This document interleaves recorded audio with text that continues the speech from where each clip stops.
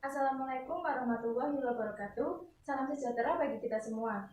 Yang terhormat Bapak Rektor Universitas Pekalongan, yang saya hormati Bapak dan Ibu Dekan Universitas Pekalongan, dan yang saya banggakan rekan-rekan mahasiswa Universitas Pekalongan. Pertama-tama, marilah kita panjatkan puja dan puji syukur kehadirat Allah Subhanahu wa Ta'ala yang telah memberikan rahmat serta hidayahnya sehingga kita dapat berkumpul dan berdiskusi pada seminar pagi hari ini dengan keadaan sehat walafiat. Pada kesempatan yang berbahagia ini, dengan segala kerendahan hati saya memohon izin untuk memberikan suatu orasi ilmiah yang berjudul Kajian Nilai-Nilai Transendensi serta Humanisasi pada novel 99 Cahaya di Langit Eropa, karya Hanum Salsabila Rais dan Rangga Almahendra. Semoga apa yang nanti saya sampaikan dapat bermanfaat bagi kita semua, terkhususnya untuk memahami nilai-nilai keprofetikan dalam bahasa, khususnya bahasa Indonesia dengan baik dan benar. Para hadirin yang berbahagia, seperti yang sudah kita ketahui, sastra profetik adalah suatu karya sastra yang terlibat dalam sejarah kemanusiaan. Pada novel 99 Cahaya di Langit Eropa, karya Hanum Salsabila Rais dan Rangga Almahendra merupakan novel yang sangat inspiratif, novel yang penuh dengan nilai profetik dan pendidikan Islam transendensi dan juga humanisasi. Pada novel 99 Cahaya di Langit Eropa juga dapat menjadi pencerah bagi para pembacanya, karena novel ini termasuk novel yang berisikan nilai-nilai kehidupan yang sangat kompleks. Hadirin yang berbahagia, novel 99 Cahaya di Langit Eropa karya Hanum Salsabila Rais dan Rangga Almahendra adalah catatan perjalanan spiritual di Eropa. Masalah yang menarik dalam novel ini adalah ketika Islam atau Muslim mulai masuk ke dalam Eropa dengan realitas sulit di Eropa pada saat itu. Novel ini ditulis berdasarkan pengamatan hidup penulis sekitar 3 tahun berada di Eropa. Penulis kemudian menyimpulkan bahwa kehidupan di Eropa pada saat itu sudah semakin jauh dari akar budaya yang membuat peradaban Islam semakin terpuruk.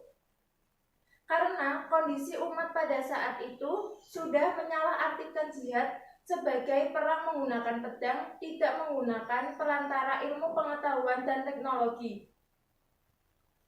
Hadirin sekalian yang berbahagia, pada novel 99 Cahaya di Langit Eropa, karya Hanum Salsabila Rais dan Rangga Almahendra dikemas dengan berbagai nilai-nilai religi di dalamnya. Novel ini juga menceritakan tentang nilai-nilai Islami yang ada pada negara di Eropa. Baik, terdapat 2 nilai keprofetikan yang terkandung dalam novel 99 Cahaya di Langit Eropa, karya Hanum Salsabila Rais dan Rangga Almahendra.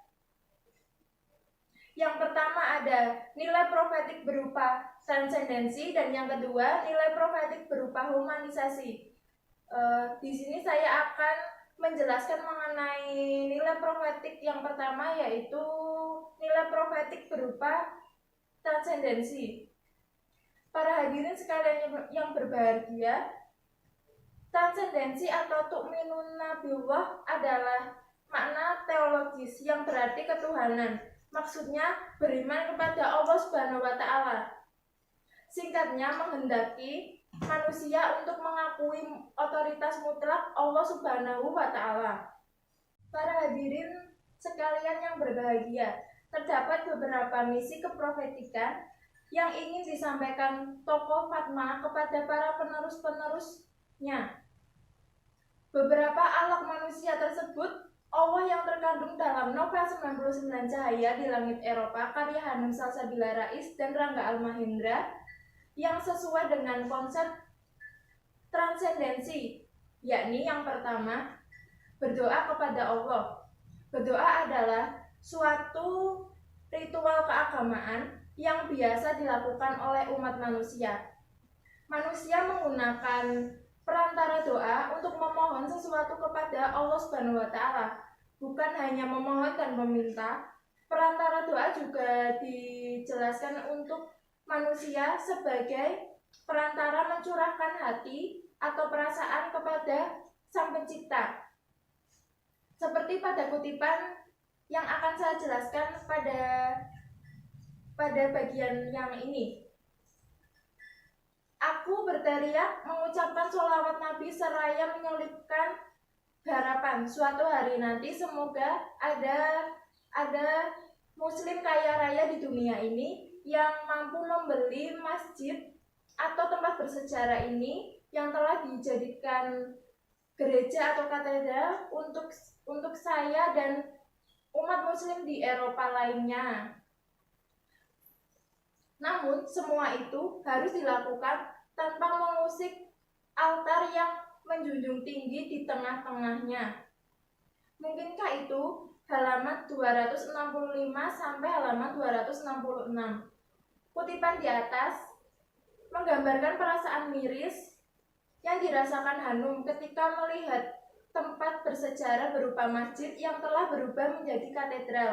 Tetapi Hanum selalu berdoa kepada Allah Subhanahu wa Ta'ala, semoga ada muslim kaya di dunia ini yang bersedia membeli tempat bersejarah tersebut dan dijadikannya menjadi masjid untuk dirinya dan umat muslim lainnya untuk beribadah di Eropa. Yang kedua ada bertauhid atau berzikir. Bertauhid atau berzikir adalah mengagungkan nama Tuhan Yang Maha Esa, sebuah jaminan keselamatan bagi umatnya yang ingin bertakwa dan memohon perlindungan kepada Allah Subhanahu wa Ta'ala. Seperti pada kutipan novel di bawah ini. Teriakan Allahu Akbar yang terus dia kumandangkan dengan ribuan pasukannya tiba-tiba melemah. Matanya berkunang-kunang. Halaman 17. Pada kutipan di atas bisa disimpulkan bahwa ibadah dan bertauhid dan berzikir merupakan ibadah yang patut dicontoh untuk kita semua. Yang ketiga, sholat. Sholat adalah tindakan khusus seorang muslim dalam rangka memuliakan Allah Subhanahu wa Ta'ala yang berisi bacaan dan kalimat-kalimat untuk menyembah yang diawali dengan takbir dan diakhiri dengan salam. Melaksanakan sholat juga hukumnya wajib seperti pada Quran surat An-Nisa ayat 103 yang artinya maka dirikanlah sholat. Itu adalah kewajiban bagi umat-umat saya yang telah ditentukan waktunya.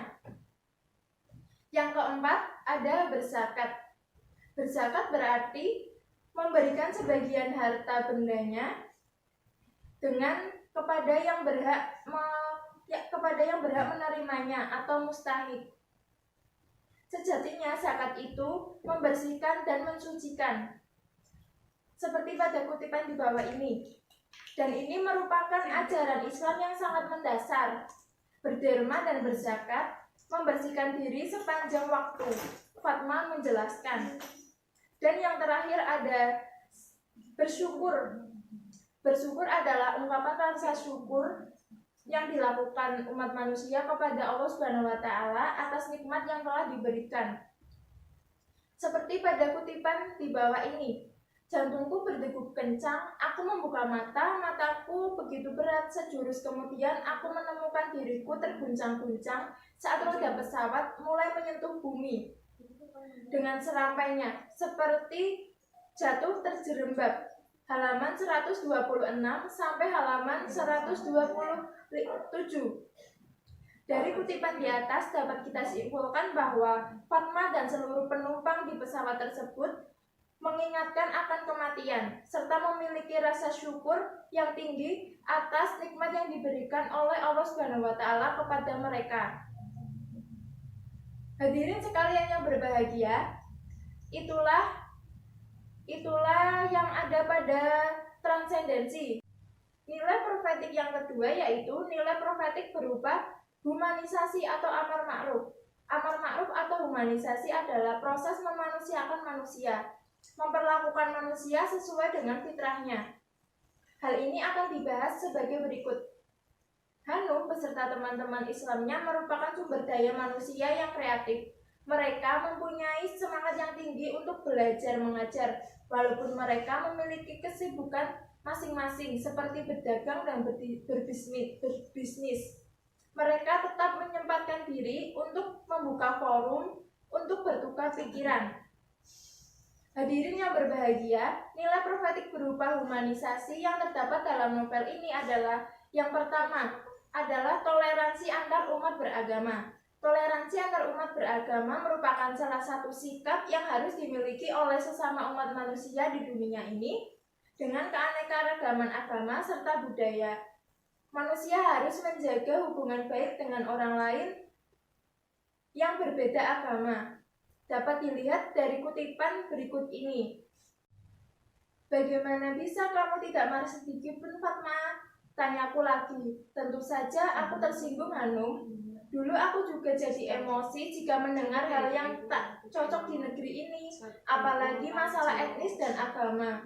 Tapi seperti kau dan dinginnya hawa di Eropa ini, suhu tubuhmu akan menyesuaikan. Kau perlu penyesuaian, namun Hanum, hanya satu yang harus kita ingat.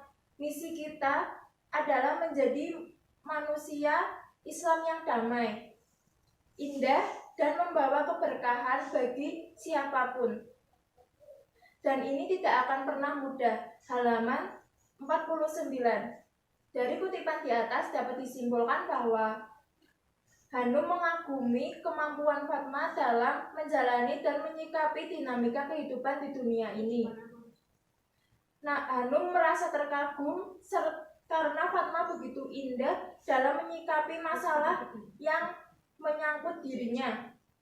Hadirin sekalian yang berbahagia, dari pemaparan di atas dapat disimpulkan bahwa yang pertama, Hanum Salsabila dan Rangga Almahendra merupakan novelis yang sangat mumpuni. Dan yang kedua, novel 99 Cahaya di Langit Eropa ini memiliki tema ketuhanan. Dan yang ketiga, nilai profetik berupa humanisasi serta transcendensi merupakan sikap toleransi serta nilai religi yang dilihat dari antara manusia dengan Allah Subhanahu wa Ta'ala. Hadirin sekalian berbahagia, kita sudah sampai pada penghujung acara. Demikianlah orasi yang bisa saya sampaikan. Mudah-mudahan sedikit ilmu yang telah saya sampaikan dapat memberikan motivasi bagi kita semua. Semoga kita dapat bertemu di lain kesempatan dalam keadaan sehat walafiat. Saya mengucapkan banyak terima kasih atas segala perhatiannya, sekaligus mohon maaf jika ada kesalahan kata maupun kalimatnya. Sekian dari saya. Wassalamualaikum warahmatullahi wabarakatuh.